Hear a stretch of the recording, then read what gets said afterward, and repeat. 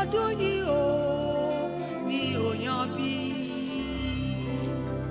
gbogbo ọjọ́ nínú ọdún yìí gbogbo ọ̀sẹ̀ nínú ọdún yìí gbogbo oṣù nínú ọdún yìí.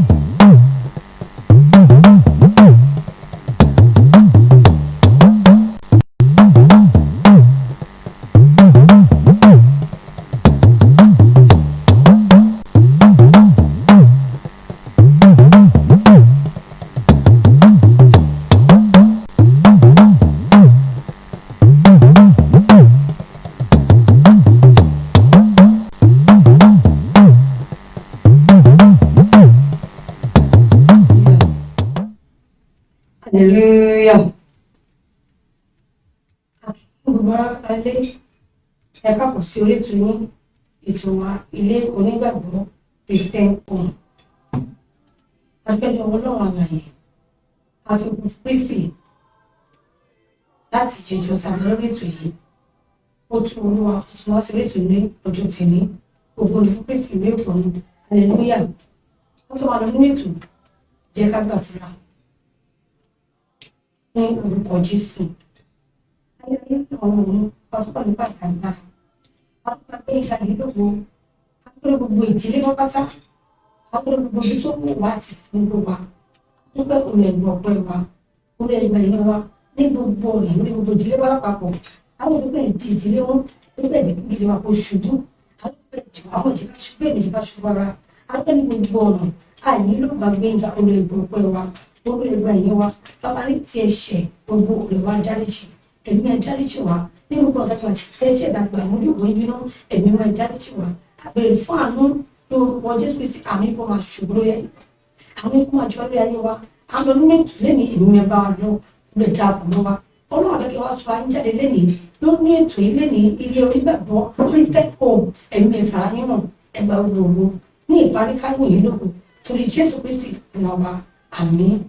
Àmín, àmín orúkọ Jésù. Hallelujah. Hallelujah. Mo kí yín káàbọ̀ lẹ́ẹ̀kan sí orí ètò yín ilé onígbàgbọ́ Christian home. Lápẹ́ ní ọlọ́run alààyè, ọlọ́run tó ti ètò yìí lẹ́yìn, ọlọ́run tó ti gbogbo ìdílé lẹ́yìn, ọlọ́run tó di ilé wa mú tó yẹ kí ilé ọkọ̀ bàjẹ́.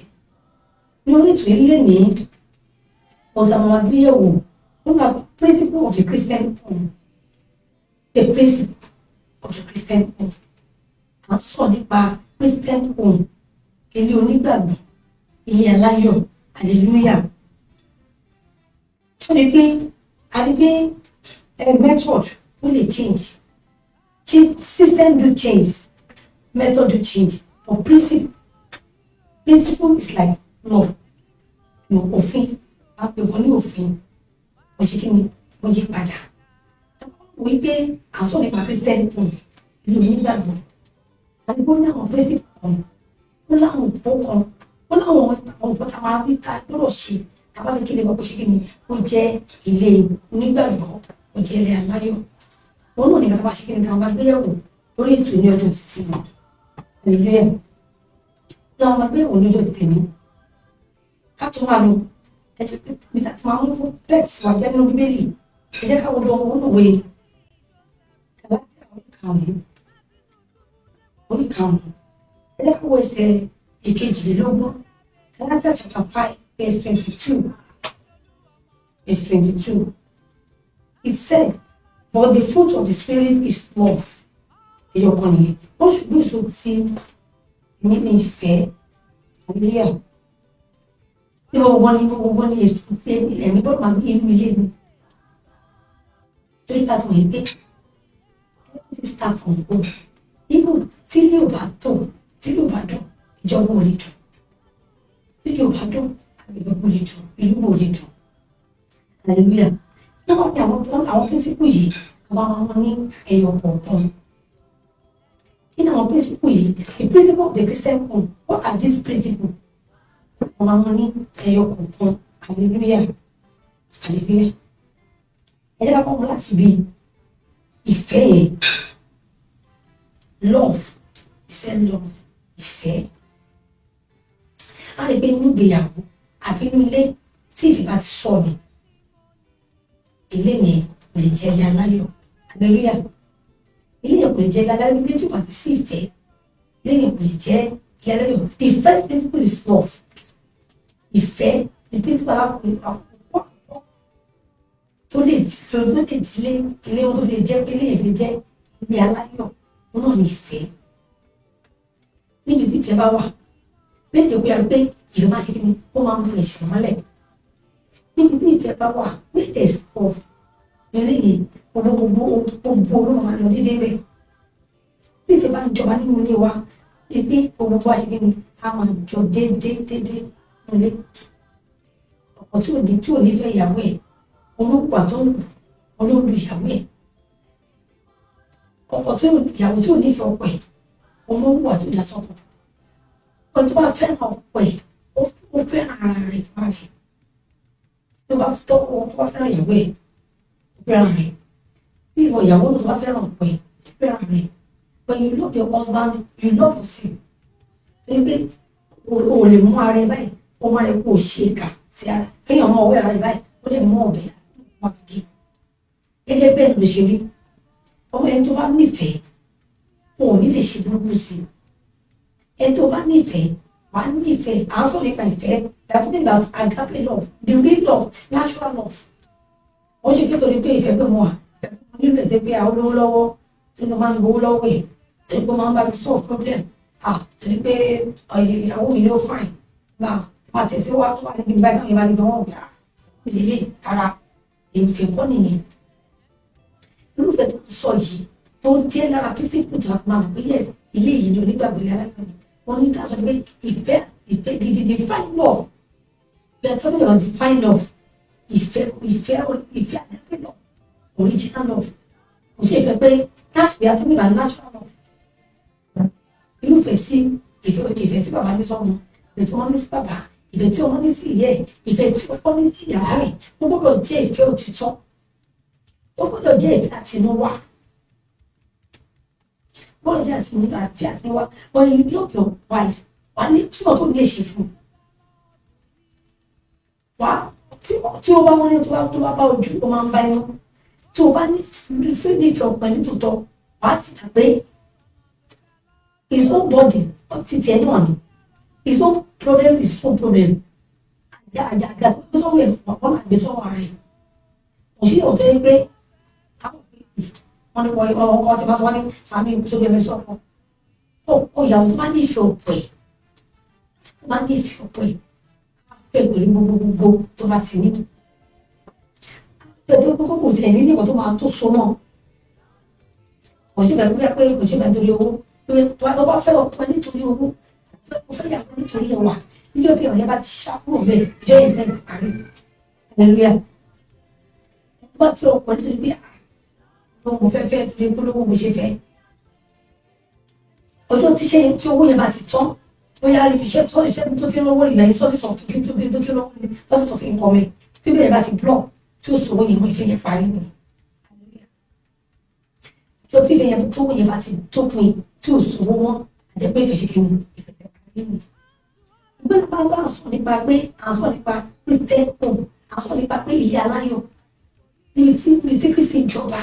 If that is your ownership, is the origin of that house, is the foundation of that home.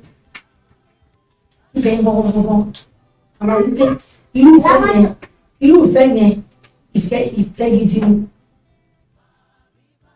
Àdìfẹ́ ìfẹ́ yẹn kò ṣe pẹ́pẹ́ pé nígbà tí bá rí nìkan fi ojú, àwọn kan ní ìfẹ́ ojú.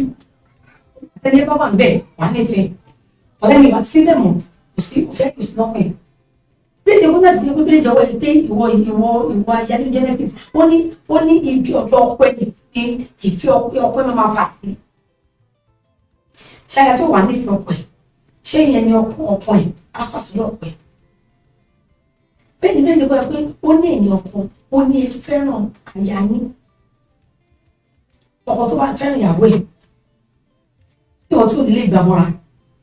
Ó dà bí àwọn yẹn jẹ́ ó jẹ́ pé ó ń ṣe àwọn tó dáa àwọn àfẹ́ pamọ́ra wọ́n ti dín ní ìjẹ́kọ́ wọ́n ní ká máa fẹ́ àyè àwọn fúnra wa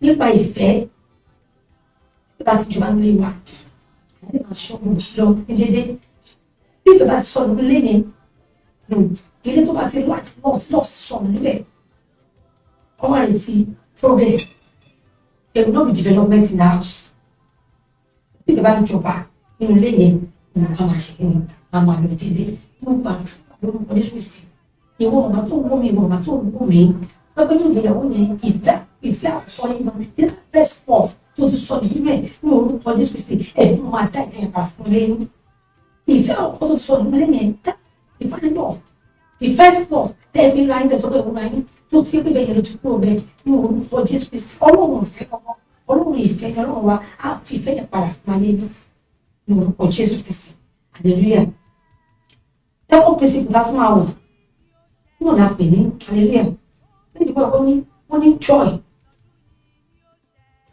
wọn ní ayọ̀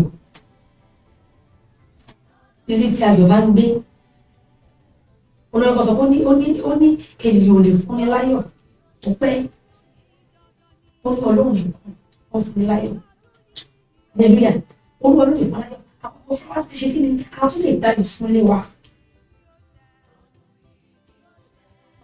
Wọ́n àtúnjẹ́ kó ìwà lórí ó ti fi pé wọ́n ṣe sígbé ìyàwó kò sí perfect marriage láti ó yẹ pé ká pípẹ́ mẹ́rin pé inú ìyàwó tí mo lọ yìí o kò sí kí conflict máa wà crisis máa wà kò sí kí challenges máa wà but àwọn àbúrò lọ rí pé we are bigger than these challenges kí ló rí pé aju challenge yìí lọ no matter what we are facing in that home káwọn yìí pé òun yẹ kó àwa a máa borí ẹ̀ òun kọ́ ló máa borí wa hallelujah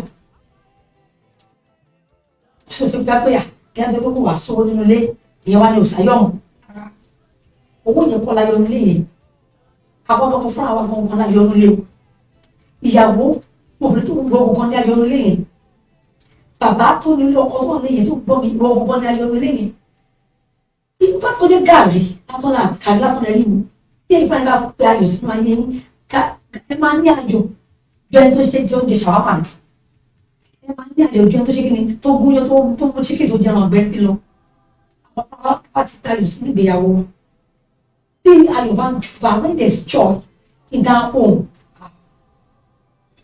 kẹrù tó bá tó wọ́n padà tó wà ní hallelujah òsùnkọ̀tà ni máa là kọjá olóògbà máa lò láti mọ́tà túmọ̀ yìí pé àwọn písípù tó wà nílé yìí ni pé ayọ̀ gbọ́dọ̀ máa jùbà nílé yìí wọ́n ti gbọ́ ọkọ̀ ló fẹ́ ṣèyàwó kí ọba ti ní mọ̀ dájú pé àní písípù nílé yìí písípù ni pé ayọ̀ gbọ́dọ̀ wà nílé yìí àwọn ọmọ àbílẹ̀ ìgbàjọ́ pé ká máa ní ìpamọ́ra ká máa fàyà wọn ká máa fàyà dá fún ara wa nígbà tá a ti mọ̀ yìí pé àti pé wọ́n yọ pé kò tẹ́ tó lè ṣe ara wọn ọkọ lè ṣe ìyàwó lè ṣe ọkọ ṣùgbọ́n tá a ti mọ̀ yìí pé àwọn pé inú ilé wa ayọ̀ gbọ́dọ̀ máa jù bá bẹ̀ nígbà gbogbo ìgbà lójoojúmọ́ ayọ̀ gbọ́dọ̀ máa jù bá bẹ̀ nígbà tó wà nígbà tí ò sí nígbà tó korò nígbà tó dùn nígbà tá a tẹ̀sí fún wa pé àti pé fún mi láti wọ́n sí mo gbàdúrà lórúkọ Jésù Kristi pé lórúkọ Jésù Kristi ìgbéyàwó wa ó máa jẹ́ ìgbéyàwó aládùn that I be joy in that home in the name of Jesus. Ìṣòro máa wá bẹ́ẹ̀ òní sí ìṣòro àtúntò kò sí òṣèlú ṣe wà wọ́n ní kó ti lè pàdé wa láyọ̀ mọ̀ pé káàdì pé náà yọ̀ pé kò sí pé ṣe lè dùn tó kò sí pé sọ́mọ̀ ṣe lè dúdú tó kò sí pé ṣe funfun tó á ní máa wá bẹ́ẹ̀ bọ́ọ̀tì máa wá bẹ́ẹ̀ káàdì tó bá ti bá dé bóyá ọ̀nà ló ti níṣẹ́ ò lọ dédé wọn ni kí àwọn mọ̀ pé bọ́ọ̀ṣì kìíní as a good wife responsible wife mọ̀ pé òun gbọ́dọ̀ wà ń bẹ̀ ọ̀pọ̀ ẹ̀ lórí ìdájọ́ lọ́wọ́ ṣe wò pé kò yẹ kí ọ̀kan ní yẹn nìkan kó dá wà kó gbọ́dọ̀ ṣe kí n gbọ́dọ̀ òmùnà ó tún máa dàbí rẹ̀ ẹ́pìt olúwa pè so ẹ́pìt agbọ́dọ̀ ṣe ni tó bá nígbà tó bá ti fi síbí kan tó bá fi sọ̀rọ̀ ọkọ̀ kí àwọn gbé tó bá fi di síbí tọ́jọ́ ìyàwó kọ̀ọ̀kan náà gbé bó ṣe gbọ́dọ̀ wà nílé wa ni agbọ́dọ̀ ní fi lọ́kọ̀ wa pé our principle wa ni kí ayọ̀ ṣe kí ni kó máa jọba ní ìgbéyàwó yẹn lójoojúmọ́ táwa ti fi símọ́ ìwà ọkọ̀ wa tàbí pé mẹ́rin bóyá ìgbọ́dọ̀ wà nínú ilé wa kò sí tàbí máa là kọjá nínú ìgbéyàwó yẹn àjẹ́ kí ìwọ́n là kọjá yẹn àjẹ́ kó ṣèkì ayọ̀ nínú ilé yẹn kí challenges yẹn àjẹ́ kó affect joy nínú ilé yẹn àwọn èkì ni kápẹ́lẹ̀ èkì ni olùwà kájẹ́ káyọ̀ kó máa ṣe ni kó máa jọba níbẹ̀ ní gbogbo ìgbà ṣùgbọ́n gbé ilé ayọ̀ ni ilé ayọ̀ ni ilé ayọ̀ abúlé kí ìyàwó jẹ ilé ayọ̀ gbogbo abúlé kò jẹ ilé ayọ̀ ní gbogbo gbà ìlú àwọn ọ̀rọ̀ lọ́wọ́ nípa Jésù Kristi. Top principle is peace. Peace. Ilé tí àlàáfíà bá ń jọba ilé tí peace bá ń gbalẹ̀ bó ti àlàáfíà wọn máa jọba bẹ́ẹ̀ àti àwọn ọkùnrin sọ pé ọkùnrin mi wọ́n lè wà níta wọ́n lè mọ àwọn àfẹ́lẹ́ ìta àwọn àbáwọn ìṣeré ìta tó bá ti wọ́n tó bá ti wọ́n lé báyìí bá ti wọ́n lé báyìí láyọ̀ ní láyọ̀ dé ni láyọ̀ táwọn jù láyọ̀ dé ojú màá ní kókókókókó ní àwọn ìyàwó tó bá ti dé gan ọ̀tún àwọn ọkọ̀ tó bá ń gbà láti ti dé ìyàwó láti ti dé ẹni tí wọ́n máa bá ìyàwó hallelujah ilé ibi sítórì kan fún wa ọkọ àti ìyàwó yẹn nígbà tó ń fẹ́ra wọn lọ́mọ ìyàwó àwọn nífẹ̀ẹ́ ara wọn nígbà tó ń bá tó máa rí ọkọ tó bẹ̀ sí ní rìpọ́ọ̀tì ìyàwó ìyàwó ṣe lé bóyá ó dọ̀tí òun á mọ́ ò ṣe tí ọmọ ti wọ nílíà pé ìyàwó gan ọkọ tí wọ́n wò gbà ọkọ yẹn ti mú bẹ́ẹ̀ bọ̀ náà yẹn ó ti mú àyè tó wà náà ìyàwó yẹn ó ti lé jáde tó bá ti dé báyìí ìbẹ̀rù dé ni tó bá ti dé ìbẹ̀rù dé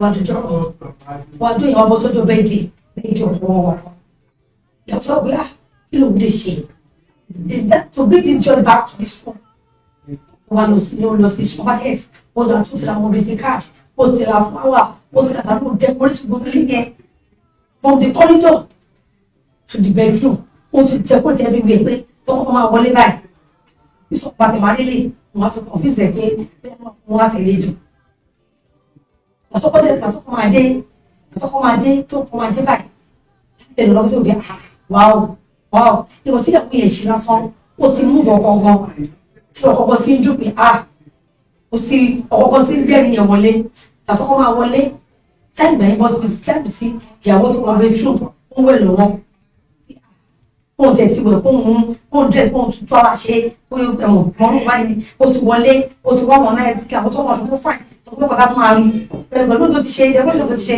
láwọn kí tó ti rà sílẹ̀ pé tó ń wá tó wá wẹ̀ lù tó máa room every day settle for that night hallelujah ọ̀gá tó kọ́ máa tó ti gbówó ọ̀kan tó ti gbówó ọ̀kan tó kọ́ síbẹ̀ láti ẹnu sẹ́ni tó kọ́ sí wọlé bẹ́ẹ̀ kẹ́mọ̀ àti pé bó ṣe máa ti ń ṣe àtúnṣe náà pé tó ayẹyẹ ìyàwó ti ká sókè àti bó ṣe máa ṣe náà nìkan bá ti dé ẹ̀rọ àti ìgbà pé òun ọ̀tọ̀ tí bàbá ti gbé bọ̀ lẹ́nu àbẹ̀wò ìṣẹ́ jẹ́ báyìí mo ṣẹ́ dáná mo ṣe láì bomi sára ara ní wẹ̀wù bí ẹ̀ṣẹ̀ tó ṣe yọ nìyẹn tó borí latais ilẹ̀ ìyàwó yẹn kù sí ìgbà tó kọ́ máa wọ́n tó máa wáyà on twitter on tó ti bẹ̀ sí pé máa di adẹ́ni tó máa pè tó rí tó máa trace ẹ̀dí tó wà tó rí bẹ́ẹ̀ túbà yìí parí náà bàrẹ̀ jẹ́ kí ló fà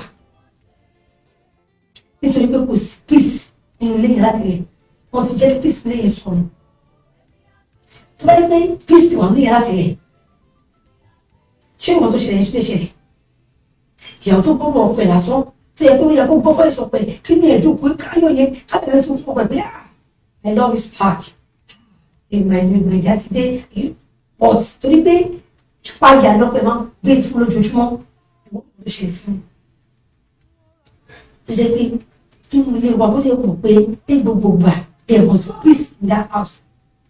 Káwọn pé ìfẹ́ gbọ́dọ̀ jọba jọba mi lẹ́yìn bẹ́ẹ̀ ni jọba mi lẹ́yìn bẹ́ẹ̀ ni peace gbọ́dọ̀ sọ̀rọ̀ mi lẹ́yìn ìfẹ́ ló wà kọ́kọ́ gbọ́dọ̀ sọ̀rọ̀ nílé wa kájọ ó máa tẹ̀lé láti jọ. Ìkẹta ni peace àlàáfíà gbọ́dọ̀ máa jọba nínú ilé wa. Ẹ jẹ́ ká fún mi ilé ìwé ká kọ̀wé lára ibi ọ̀tọ̀ ẹ jẹ́ ká wọ́n ẹgbẹ́ bí yìí ọkọ yẹn ké ó dùn ó sọkún ẹ̀dùn tí ẹkú tó sún yẹn tó lè mú àwọn yẹn padà wá. Irú omi tí ó bá jáde lójú ẹ̀ tó lè dá ìyàwó yẹn padà.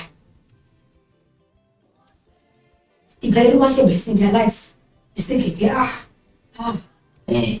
ó wà kéékèèké ó sọkún títí ṣùgbọ́n òbòrò wọn ohun tó bàjẹ́ ti bàjẹ́ wọn gbàgbà lórúkọ Jésù Kristi pé orúkọ Jésù Kristi ìbànújẹ́ kò ní pé ìmì àti yín lórúkọ Jésù Kristi ìwọ obìnrin tó ń wọ̀ mí yẹn lórúkọ Jésù Kristi ìbànújẹ́ olùwọ́n lé lórúkọ Jésù Kristi ìwọ ọkọ tó ń gbọ́ lórúkọ Jésù Kristi ìbànújẹ́ olùwọ́n lé yẹn lórúkọ Jésù Kristi tábàdì gbogbo fún ètò ẹ̀ tí ń ṣe ewu ìwà pọ̀ ọ̀tọ̀ tí wù ní tí ẹ̀kọ́ tí wù ní ètò ti lé ìfẹ́jáde lẹ́yìn ètò ti mú àlàáfíà lẹ́yìn ètò ti mú ti lé dànù ní orúkọ Jésù Kristi ní orúkọ Jésù Kristi ọlọ́run tó di gbogbo ìdílé mú yóò máa ṣe àṣìṣe tó lé lórúkọ Jésù Kristi àlàáfíà ọlọ́run máa jọba ní ilé yìí lórúkọ Jésù Kristi hallelujah hallelujah àti pé yọ ẹgbẹ́ principle of the Christian ẹgbẹ́ kí ilé ọkọ jẹ́ ilé aláyọ̀ ó jẹ́ ilé onígbàgbọ́ ó jẹ́ àwòkọ́ṣe ilé táwọn máa ń gbé ilé aláyọ̀ lélẹ̀ tó ń gbé àwọn àgbẹ̀ àwọn kékeré kú dàbí ilé bìsà lágbájá kékeré kú dàbí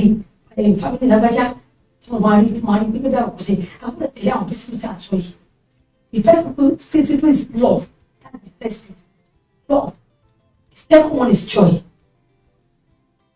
ìfẹ́ ọgbọ́dọ̀ máa dùn wọn lẹ́yìn bẹ́ẹ̀ ni ayọ̀ àwọn kò sí owó tàbí máa là kọjá whatever the challenges whatever what we are facing that home agbọ́dọ̀ jẹ́ kí ìfẹ́ àti ayọ̀ máa jọba wọn lẹ́yìn láti gbé challenges yìí o kò tóbi jù àwọn agbọ́gbọ́ fún àwọn tóbi challenges yìí o tó bá wọn pé a máa borí ẹ̀ bí ní ìjọba yà pé ó ní ìjọba yà pé a máa rí ìbòjú ìṣòro ní ìlànà máa borí wọn hallelujah hallelujah ẹ jẹ́ ká dé yàrá ìpolówó ọ̀pọ̀lọpọ̀ àmà tẹ̀síwájú.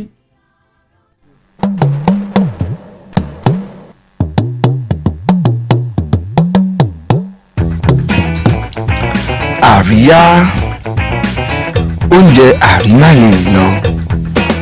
Ṣé ẹ̀yin nílò alága dúró fún ayẹyẹ ìgbéyàwó yín?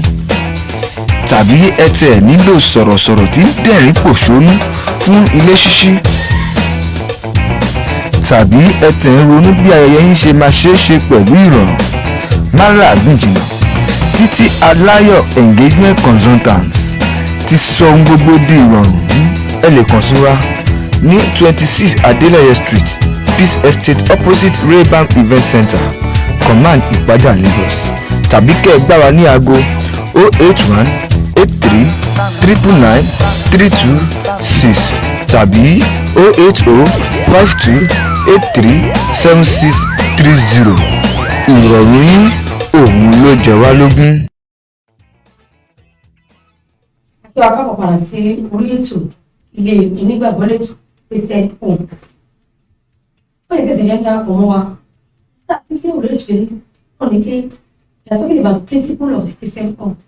The principle of the Christian home. Àwọn bíbí àwọn ìlànà wo, àwọn òpópó, àwọn principle wo. Ẹgbẹ́ bá ti wọ̀ pé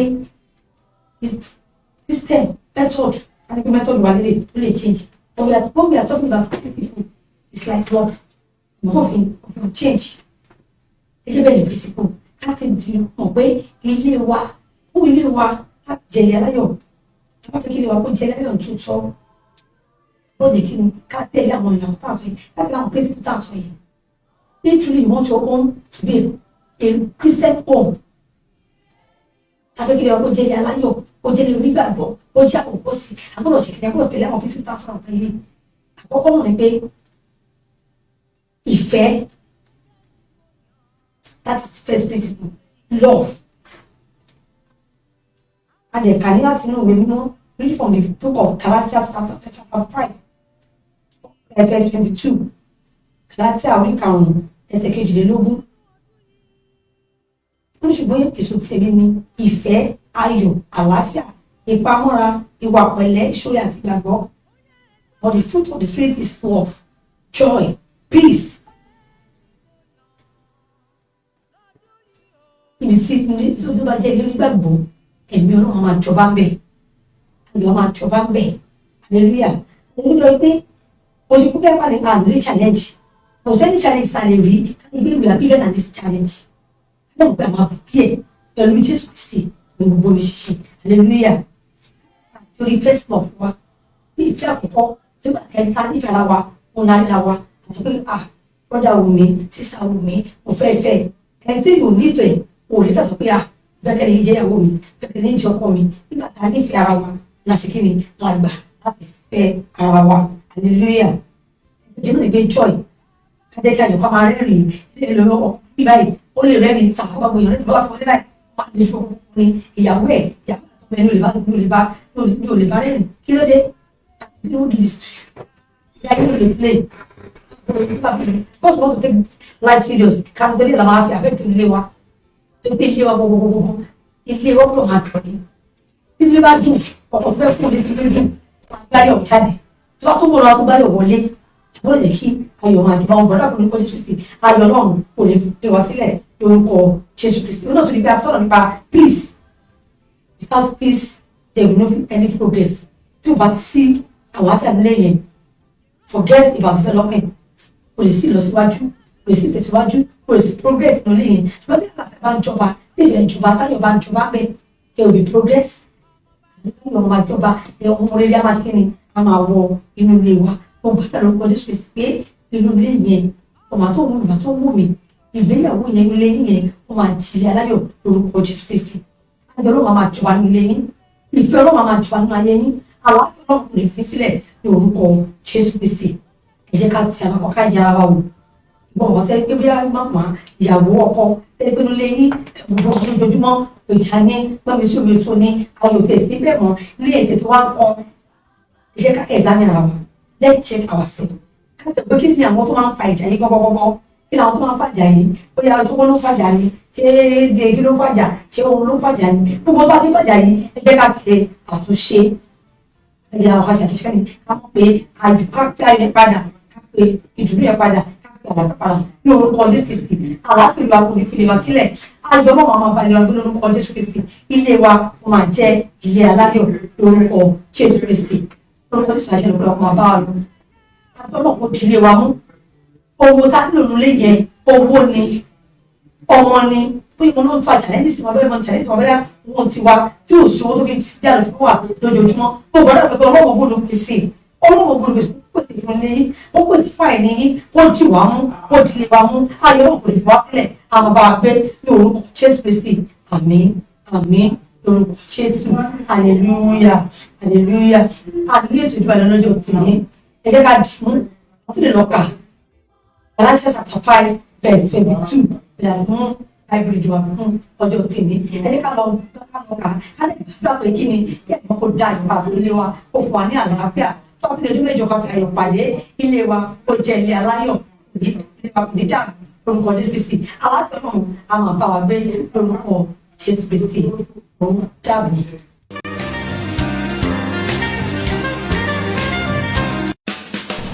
ṣé ilé rẹ ń ṣàìsàn wọ́n ti gbìyànjú títí ṣùgbọ́n kò sí àtúnṣe agbára ò lè ṣe ìmọ̀ àti ọgbọ́n Ọlọ́run ni o nílò sáwọn fẹsẹ̀ wò wípé bí kò ṣe pé ilé ọba kọ́ ilé náà àwọn òṣìṣẹ́ ṣe lásán ni ẹ pàdé mi Adéníkẹ́ Títílayọ̀ pẹ̀lú àwọn amòye tí Ọlọ́run ti fún ní ọgbọ́n àti ìmọ̀ lórí ọ̀rọ̀ ìdílé láti gbẹ̀ ẹ́ níyànjú bí ilé rẹ̀ ṣe lè di ilé aláyọ̀ lórí ẹ̀rọ ayélujára Facebook ní abala Deborah Global Ministry àti ní YouTube Deborah Global TV àti ní Instagram Deborah_Global tọ̀wọ̀ kí o sì rí pé rere ni Olúwa. Ilé aláyọ̀. Ilé onígbàgbọ́.